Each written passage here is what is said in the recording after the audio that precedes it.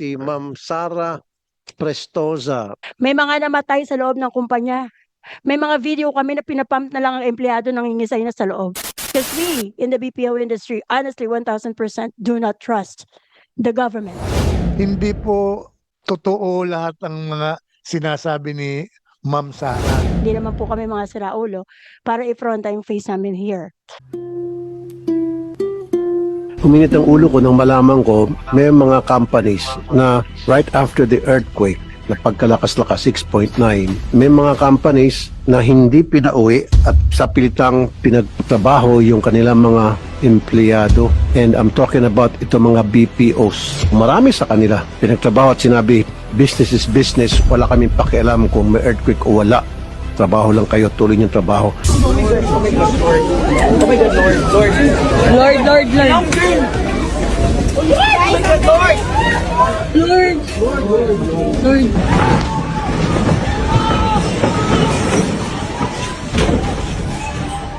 Ang ginawa ng ilang BPOs, hinarangan yung exits. And then, yung iba, pinabalik, pinakyat, pinagtrabaho ulit. Hindi kinonsider na magkakaroon pa rin ng aftershocks. Sana magan. I want cases filed against these BPOs. Seriously. Gusto ko masampa ng kaso, mapasara pa kung kinakailangan itong mga BPOs na ito. Managot, grabe. Mas iwan nila yung kita nila kaysa naman yung safety, buhay ng kanilang mga empleyado. Walang puso ng mga taon to. I issued stoppage order po. Okay. Para po maitigil muna yung trabaho dahil meron po akong nakita na tinatawag na presumptive imminent danger kasi hindi po natin alam kung kailan po magkakaligtas. So stop muna yung work Apo. with pay. With pay po yun. With Yun ang pay po. nakalagay doon sa order ninyo. Apo. Okay. Now to start with, I would like to ask for a development from Dole pertaining to that Cebu incident sa BPO wherein yung mga after the earthquake, yung mga BPO workers hinarangan pa yung mga exits, mga pinto at hindi sila pinauwi, hindi man lang kinonsider na baka magkaroon po ng aftershocks. Ano na po nangyari doon? Because I asked Dole to investigate and Dole said the Dole will do some investigation. So what happened to the investigation that was conducted? Good morning, Mr. Chair. May I ask Director Alvin to respond on the senators? Thank you, Yusek, and good morning po, Mr. Chair. Relative po sa Cebu investigation, Mr. Chair, we received po update from Regional Director Buenafe last night on the inspections conducted in Cebu. And as previously mentioned, Mr. Chair, nung nakaraang hearing po natin, yung ating regional director nag-issue po ng work stoppage order. Pero ito po mga work stoppage order after po mag-comply ng mga kulang po sa occupational safety and health standards. Na-lift din po noong October 13. Pero meron pong isang company na tuloy-tuloy po yung hearing ngayon dahil nakita po na merong labor standards violations, Mr. Chair. So kasama po dito yung overtime pay, mga leave po benefits na hindi na ibigay sa ating mga manggagawa. So, Ongoing po yung kaso tungkol dyan. So kailan po natin ma-reach yung resolution sa kaso dinidig ngayon na Apo. binabanggit niyo po?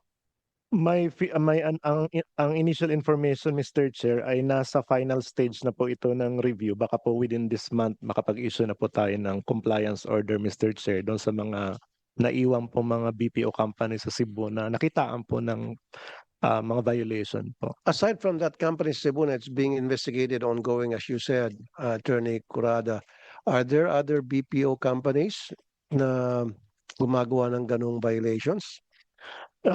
Nung una pong investigation, Mr. Chair, marami pong pagkukulang sa occupational safety and health standards, Mr. Chair. Marami po mga BPO companies na walang safety and health personnel, program. So kung wala pong personnel, talaga pong hindi maprotektahan yung safety and health ng ating mga manggagawa. But within the remediation under the rules, Mr. Chair, binibigyan sila ng pagkakataon na mag-hire ng mga safety officer. Yung iba po nakapag-comply within the remediation period. And yung iba po nakapag-submit ng mga program, yung iba po nakapag-hire ng mga first aider and safety officer. Ang isa lang po naiwan yung labor standards violation, Mr. Chair, na tuloy-tuloy po yung kaso and hopefully po ma-resolve na within this month. Wala ho ba kayong unit sa DOLE dedicated to monitoring the BPOs? Because as we all know, malaking pera ang ipinapasok sa ekonomiya ng bansa ang ating mga BPOs dito. Halos kapareho kung minsan lumalampas pa sila sa mga OFWs remittances. So therefore, you should have a unit dedicated to monitoring all these BPOs companies here to ensure na napapaalagaan yung mga BPO workers natin doon, especially doon sa safety standards na binabanggit po natin ngayon, na hindi po sila naapi, na kompleto po sila sa insurance, benefits, and annually dapat meron silang check-up, etc., etc. You don't have that unit dedicated for the BPOs? So doing inspections? Mr. Chair, wala po sa ngayon pero we note po your proposal ninyo. Maganda po na gawin po namin yon. Pero in the absence po ng dedicated po na unit, ang Region 7 along with I think 6 other regions, Mr. Chair, meron silang active po na tripartite council naman na pinag-uusapan yung problema sa BPO. But again, Mr. Chair, we take note of your proposal. Baka po i-propose namin sa planning workshop po namin next week po. Meron bang ano dito, association ng mga BPOs workers? Okay. Sinong gusto una magsalita? Sa taas? Ladies first siguro. Si Ma'am Sara Prestoza. Ma'am, identify yourself and where you from and ano po yung title ninyo?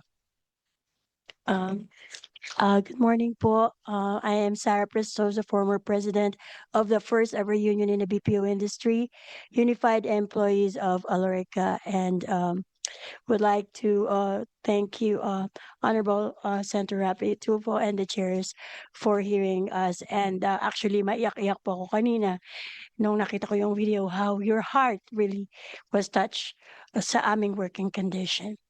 I would like to be a live testimony of what you have mentioned are 1,000% correct. Until right now, hindi lang po sa Cebu nangyayari ito. 90%, or let's just say 100% of the BPO companies are violators, 90% in the occupational health and safety standards. Kami po ay bawal mag-log out kung may lindol. Hindi kami pwede magsabi sa customer, sorry po, it's lumilindol. Recently, nagkaroon ng sunog sa Alorica, sa may MOA. And hindi man lang po chinek yung safety ng mga manggagawa, yung mga fire exit or yung mga wirings for that. At pinili pa rin pa silang papasukin sa company. And we received complaints for that. And also, yes, it's true na may mga ocular visits sometimes, but we still have to request sa Department of Labor to check the violations. As me, live testimonial again, when I was a junior president still, pumupunta po ang DOLE and nagtatago po ang management. For example, kasi po ang Alorica before sa MOA was they purchased the West Contact Services Company, which is one of the call center. Nung malaman po nila nagtayo kami ng union, they actually hide na hindi daw po nila kami pinurchased. Pero they changed our company to Alorica, and yung mga union officers are being terminated and busted under Alorica name. So it is a very true lahat po ng mga nasabi niyo sa video, and we really would like to appreciate you for that. If there are other more questions, we have our colleagues from the BPO and different networks to provide all data for this. Thank you. Okay, and yeah, let's hear from Christina. Is it Christina Asis? Or Yeah, okay. Miss Mylene, Good morning, Mr. Chair. good Sorry. morning, ma'am. Yes, I'm the president of the BPO Industry Employees Network. We're a call center association representing the workers. As we all know that we don't have a union and we workers in the call center does not have representation. So as a labor association, we document violations, especially in health and safety of several companies. And we actually have updates even with the Cebu, the earthquake in Cebu, the most recent U1, the typhoon U1, which we had put on a list of companies who forced their workers to go to work at the onset of the storm of the typhoon. And not only that, this has been going on, this has been prevalent, and it is an industry practice that right now, Mr. Chair, na maganda na napag-uusapan so that we could put measure as how to put the stop to it.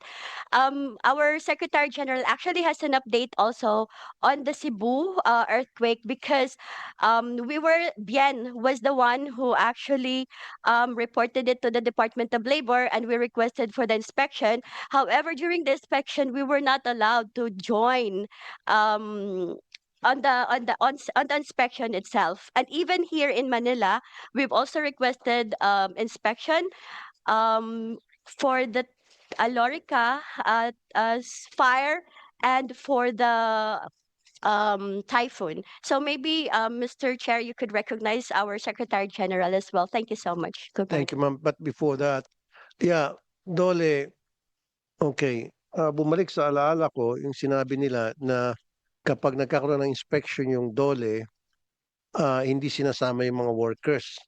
Totoo ito, ako mismo testigo because nung pumunta ako, random inspection sa mga manufacturing companies sa Valenzuela, and I was informed by the workers, each time na pupunta ang Dole, yung mga workers hindi kinakausap. Ang kinakausap lang management o HR sa isang kwarto at pinapatago yung mga workers.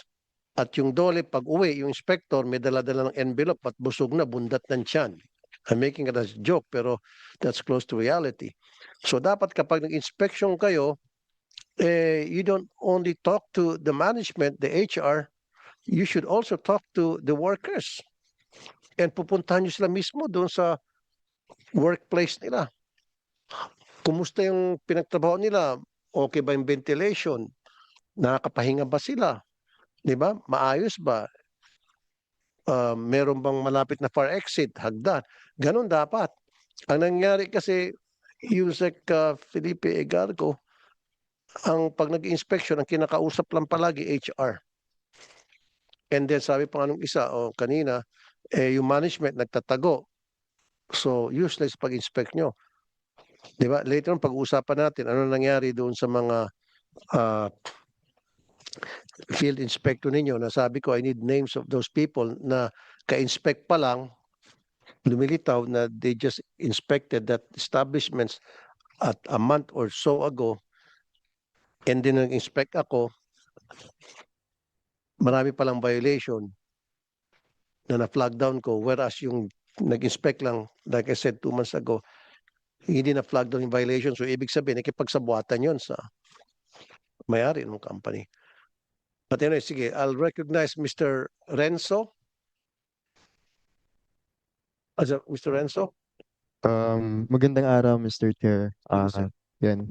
Totoo din naman po yung sinabi ni Attorney Alvin Curada, and also last time we also met with Secretary Laguesma and Bureau of Working Conditions, kasama si Director Herbosa, and yes po, wala pa pong separate unit for BPO under DOLE. Ang current na platform na meron tayo is yung tripartite. Yes, meron ho dito sa NCR, meron sa being conducted by Montiparlas. Pero yung last time, ang updates lang dun sa Cebu on what happened ay, hindi kami nakasama dun sa inspection. On the very beginning, pumayag si Dole na isama yung representative ng BN Cebu chapter namin, yung president dun sa chapter. Nang pagdating naman sa company, parang nag-request na si company na hindi pwede. Kasi parang ang pwede lang ay si Dole, yung inspector, tapos then right after that, wala nang nakakarating sa amin on what's the update on what happened dun sa inspection na ginawa ng Dole. Ngayon, we're still waiting for it, and sabi rin naman ni Attorney Curada, it's still ongoing. Pero yeah, we want to have a copy of it para i-relate din namin at ma-cascade namin sa mga workers na nag-report last time.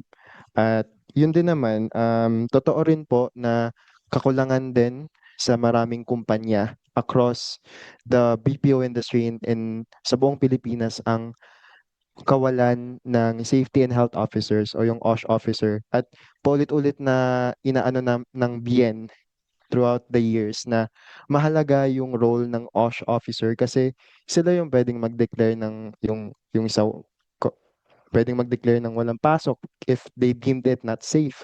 Kaya mahalaga yung role ni OSH officer sa trabaho talaga namin. At bukod doon ay we're still crafting a draft mula dun sa usap with Dole na magbigay ng mga recommendations for approval, for study about selection of OSH officer within mga call center agents na pwedeng tumayo as OSH officer. Yun, hindi lang kasi puro management. We wanted to emphasize na merong genuine workers representation dahil kawalan din ng union sa BPO industry. Yun lang po, Mr. Chair. Okay, sa ngayon ba, Mr. Renzo, ah, walang mga safety health officers sa lahat ng BPO companies? Meron po na may ire-report yung last time sa tripartite meeting, meron naman daw pong OSH officer, pero nung tatanong namin ay management ho yung nakaupo. So ang gusto ho namin na dun sa tripartite din na kalahati dun sa board ng OSH committee ay meron ding workers representation, hindi lang yung management yung uupo, kasi madali lang naman sabihin na na mag-declare o ng may pasok o wala kasi nasa prerogative pa rin siya ng management. Pero yung araw-araw na danas at nakakaalam talaga ng mga violations, ng mga they deem it not safe ay yung mga workers talaga, kasi sila yung araw-araw na pumapasok at sila yung araw-araw na nakakaranas ng kung paano yung sa trabaho. So yun lang po, kawalan pa rin ng workers representation kung meron mang OSH committees. Pero kalakhan, malaking percentage pa rin ng mga BPO companies ay wala talagang OSH committee at all. Yun lang po, Mr. Chair. Okay. So Dole, are you aware of that? Na marami sa mga BPO companies walang OSH? Tama yan, Mr. Chair. In fact, sa ating inspection nung nakaraang taong, Mr. Chair, isa yan sa mga kulang po talaga. Walang OSH committee. And then nasabi po ni Sir na wala po mga safety officer and first aider. Kaya mababa po ang compliance rate ng ating ITBP. So you know this already. Yes, Mr. Chair. And, So what did you do?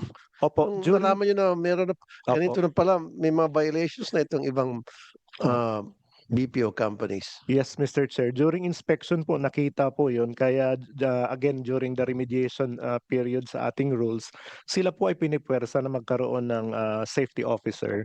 Sila po ay tinuturuan paano yung tamang OSH committee representation. Yung ating pong department order, meron na po talagang built-in na dapat merong workers rep. Pero sinasabi po ng BIEN na yung rules kasi sinasabi na workers rep, pero ang sinasabi po ng BIEN, nung huli po namin pag-uusap, magbibigay po sila ng proposal sa amin, paano talaga mapipili yung responsible na workers rep. Kasi sa perception po nila, yung workers rep ay pro-management. So naghintay din po kami ng proposal nila, Miss Mylene, sir, para po sa enhancement po ng ating rules.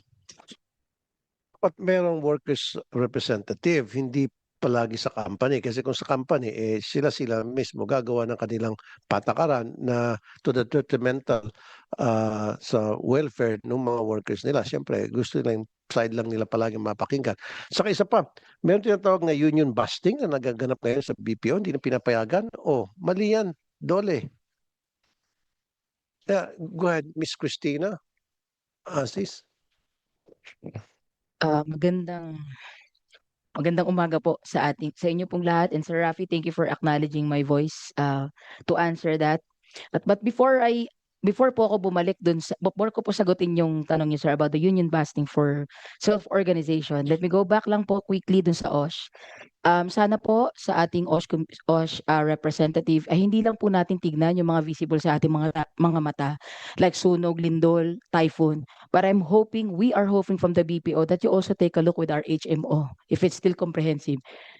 Sir Rafi, ako po ay buhay na patunay na ang HMO po ay hindi na po comprehensive. Hindi ko po alam kung ang mga kumpanya ay nagsasambit na sinabi nila na covered ng Day 1 HMO. Pero ang mga manggagawa po ngayon, karamihan sa mga BPO ay co-pay. Kailangan na pong maglabas ng pera. Kung ikaw ay na-emergency, bayaran mo ang emergency mo. Check up mo, bayaran mo. Ako po ay buhay na patunay doon.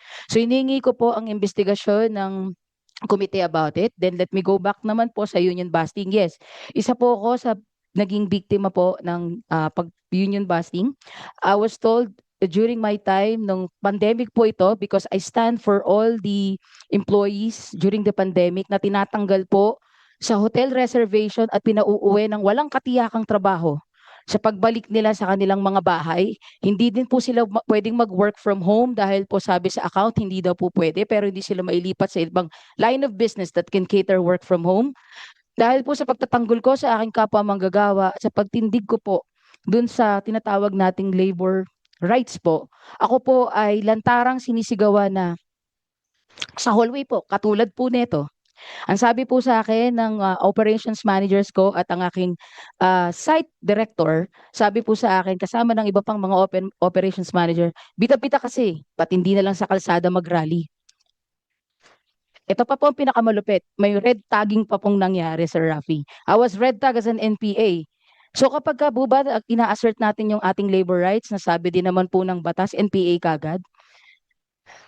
Who did the red tagging? VXI po. VXI company po. That's why I'm not connected with the VXI. I was terminated at ginawan po ako nila ng mga kaso dahil po doon sa pagtatanggol ko sa mga kapwa Ay, workers parating niyo ko. po ito sa DOLE at ano pong sabi ng DOLE? Hindi po natin naiparating ito sa DOLE dahil noong 2021 napakahirap pong magparating. Pandemic po yun nung time na yun. And I have to really stand. Ginawan pa nga po ng BXI ng paraan na makaalis ako sa site. Pinadala po ako sa bahay para po, kasi mag-aaron na daw po kang katwiran nila ay pababalikin naman na daw sa site. Hindi na daw po mag-hotel dahil hindi na daw po kaya ng kumpanya. Pero that's not true po. May mga naiwan pa po sa hotel. They just prioritized people, including Sara Prestosa during that time to be matanggal po sa loob ng VXI because we are educating people about their rights and standing for their rights para continue yung kanilang trabaho. Dahil madami pong na-float, madami pong tinanggal, ginawa ng mga gawa-gawang kaso ng system issue, and during that time, there's really a system issue because hindi na po, nung time ng pandemic po, nagkaroon ng system issue nun dahil nga po sa kaguluhan sa pandemic. Okay. Dole, so you're aware of this union busting, nakarating na pala sa inyo. So ano pong ginagawa Hindi, niyo? hindi pa po, Mr. Chair, hindi pa po nakarating wala po kaming natatanggap na reklamo tungkol sa union busting. Katulad ng sinabi ni Miss Christina, hindi daw sila nag-report sa DOLE because at that time pandemic daw. So ganito ang gagawin na lang natin. Magbigay na lang si Miss Christina ng report para maimbestigahan natin. So ngayon, Dole, gusto ko lahat ng BPO, like I said, mas maganda meron tayong isang unit sa DOLE para mag-monitor sa mga BPO companies to make sure na sumusunod sila sa safety standards. Meron silang tamang exit door, tapos talagang merong mga clinic at may mga on-duty na physicians at nurses during work hours, etc. na nagko-comply. Okay? Dapat may dedicated units. Sabi mo wala. O sana kung kinakalan po ng budget nyo dyan, di ba budgetan ko yan. I-request ako sunod na budget hearing na para magkaroon kayo ng sariling unit for that. Kasi yung OFWs natin, meron yung DMW. sariling talagang department ang mga OFWs natin, mapalad sila. So dito sa mga BPOs natin, dapat meron tayong dedicated unit, man lang for the meantime, na para matingnan yung kanilang kapakanan, mapangalagaan yung kanilang kapakanan. Right? Okay. So anybody else from the... Sige, kayo po, Ma'am Sara? Thank you for acknowledging, Honor. Gusto ko lang pong balikan kasi medyo natalunan yung pong tanong ni Honorable Senator Raffy about union busting at sinasabi po ng DOLE at ito'y pinasisinungalingan ko rin kung sakaling hindi nyo nalaman. 2015 when we registered the union, Unified Employees of Alorica, it was requested to be dissolved by Alorica to the Department of Labor. Natalo po ang management. So what they did, they terminated each officers. Until right now, naka-archive po ito sa DOLE. Teka muna. So natalo yung management. Yes po. So nung natalo sila, gumanti, terminate, They do the retaliation right? to the officers and to the members. Okay, does that And reach because doon? of that, so kasi po malaki ang pangangailangan ng mga BPO workers to support our family. So much, of course, naintindihan po namin na we need to prioritize finding a new job to another call centers, other companies. So nagkawatak-watak na po. But that falls under illegal termination. That is correct. And aside from that, I would like to emphasize, So nag-file po ba kayo sa DOLE? hindi pa po at this moment. Yes, sa DOLE, yes po. Nag-file So po sa kami. ngayon, is it ongoing? The case is It's ongoing? archived, Oh, Since archived. 2018, it was archived. No, it's the Department of Labor. Actually, nagsimula to NCMB under USEC Maglungsod up to USEC, sino USEC nun? Basta that's the date until 2018. We still have the papers actually to that one. Maybe you would like to check. Kung pwede, pakibigay niyo lang sa amin. Kasi So 2015 pa yan eh. yes, Dapat yes, by Mr. this Arca. time na-resolve na yan kung ano. Pero i-verify namin sa NCNB. Yes po. And then thank also you. would like to emphasize Sir Rafi, in case anybody doesn't know here, marami po sa mga call center company when they gave us contract is not to join any organization or unions. We're not allowed to. So nung nalaman po namin yung karapatan namin, naguluhan kami. Bakit nakalagay sa kontrata? Dahil daw po under PEZA, Philippine Economic Zone, so they have the self-regulated rule. Kaya nagtanong kami, ano po ba dapat sundin natin? Yung labor code or yung PEZA? Kasi kung nakalagay ito sa kontrata namin, ito yung naging dahilan ng pagkakupot ng mga manggagawa na matakot sumali sa organization. Okay, Dole, can you answer that? Yung question lang, PESA ba o sa labor? Hindi, Code Mr. natin. Chair, constitutionally guaranteed right po yun, yung karapatan na mag-organisa nila. Ang sinasabi po ni Ma'am Sir ay nakalagay daw sa mga employment contract. Baka we can check po sa IBPAP rep, Mr. Chair, kung totoo nga pong ganyan ang practice. Pero hindi po dapat ganun, Mr. Chair. Nasa constitution po natin yung karapatan. And then po you should nila inform mag-organisa. each and every BPO companies dito sa bansa natin na mali yung pag-aakala nila, yung pinapractice nila dito. Madam, baka pwede kami makahingi ng sample ng contract para ma-review namin. Kung pwede, For the lang. contract, we'll talk to our members about this kasi confidential eh. Natatakot po silang maglabas about that. But we're willing to, if Sir Rafi would like to talk to our members, we can bring them warm body Okay. to your office. Sa next hearing Senator siguro. Rafi, yes, we can yes, do we can that. do that. And if maybe siguro kung kay Senator Rafi, they will give the trust. Because we in the BPO industry, honestly, 1000% do not trust the government anymore. Sa tagal ng panahon na 2006, sumisigaw kami sa karapatan namin. May mga namatay sa loob ng kumpanya. May mga video kami na pinapump na lang ang empleyado nangingisay na sa loob. Marami po yan. Because of that, natatakot na kami. Kaya we are really finding trusty people na talaga mapagkakatiwalaan namin because retaliation are very rampant inside. Hanapan ka lang.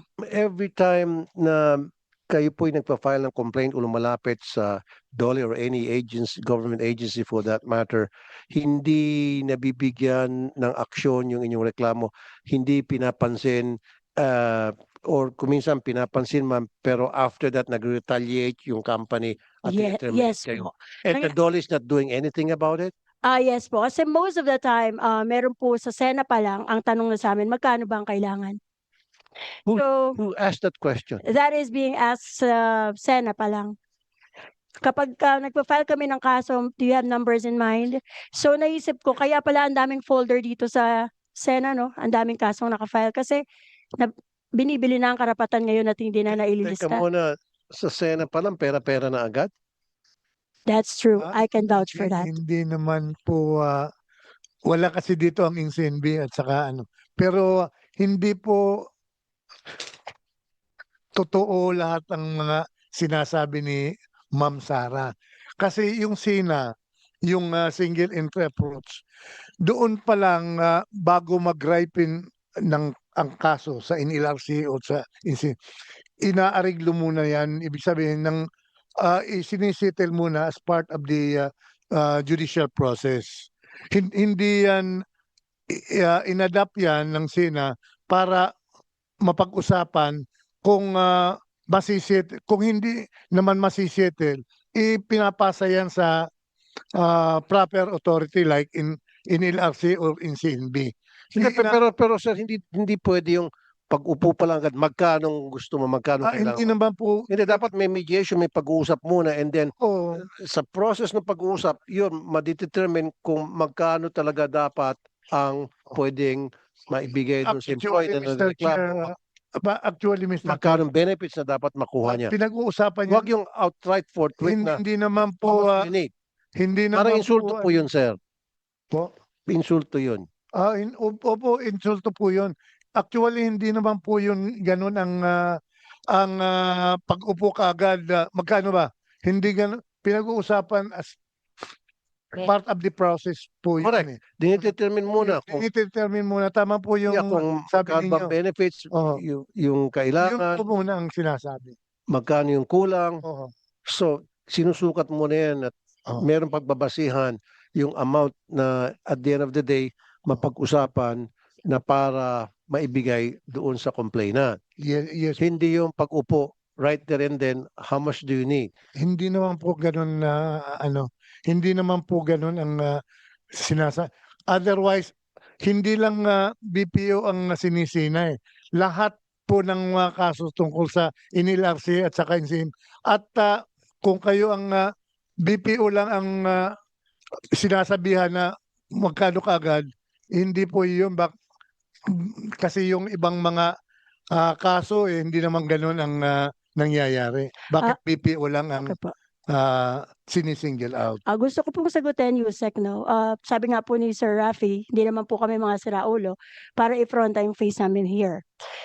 100% I can vouch for that. And aside from that, may biktima rin kami. Ito po ang aming Vice President from Bridgetown of Bien. Siya po, I would like him to testify about this kasi siya ay biktima nito. Go ahead, sir. Hi, Ay, salamat. ma'am, sorry, ma'am. It's okay po. Yes, ako po ay isang buhay na patunay, sir. Regarding dun sa offer. Nandun naman tayo i-hearing yung kaso. Kaya lang, ang kini-question natin is the intention why you brought up kagad. Do you have figures in mind? How much ang expected mo for the settlement? Hindi ba dapat ang tono ng Department of Labor sa kaso ay dapat patungkol sa pag-assert, ilaban mo yung kasong yan, may labang ka. The reason why I filed po kasi, it's because of being floated for 6 months without pay. So inilaban ko po yun, nag-file po ako ng kaso sa Sena. I personally experienced the process and I was surprised na ganito pala kagad ang inisyatibo ng ano. So sir, if you want to talk to me, who's the secretary of that lawyer? Who told me that? It's Attorney Anatalio? Anatalio? something like that. That's his secretary. So, syempre, kung paano magsalita ang secretary, tanungin mo paano siya i-handle ng abogado. 'Di ba? Kasi syempre nagre-reflect yan eh. So, hindi nakaka-proud na mag-settle tayo lagi sa pera kasi the labor law is there for us to assert, and dapat yung pangil ng DOLE nandoon to support that law. Hindi settlement kagad, hindi pera-pera ang labanan, because pag pera-pera ang labanan, nakakawalan na ng dignidad. Nawawalan kami ng dignidad, not just only for the BPO workers. We're not focusing only on that. Yes, tama po kayo doon. But across all the manggagawa, the DOLE should put dignity with the law that is created, not about settlement of money. I agree with you. Kasi Dole, hindi lang mo po pera. Titingnan din natin yung reason ba't nag-complaint yung isang manggagawa. And so, meron pagkakamali yung employer. So, kung ano yung pagkakamali ng employer, titingnan nyo para pagdating ng panahon, hindi na maulit yung pagkakamaling yon, para makagawa kayo ng polisiya to ensure na it will not be repeated anymore, not only from that employer na being complained, but also sa iba pang mga employers. Yun eh. So titingnan nyo the big picture, hindi yung kayo nakafocus agad. Kaya pumunta rito dahil pera. Dapat wag ganon. Dapat tingnan nyo the big picture na kaya nagreklamo to, merong bad practice na ginagawa ng mga employer na dapat tapusin natin, gawa natin ng paraan sa pamagitan ng pag-come up with policy. Okay? Now, bago tayo magtapos,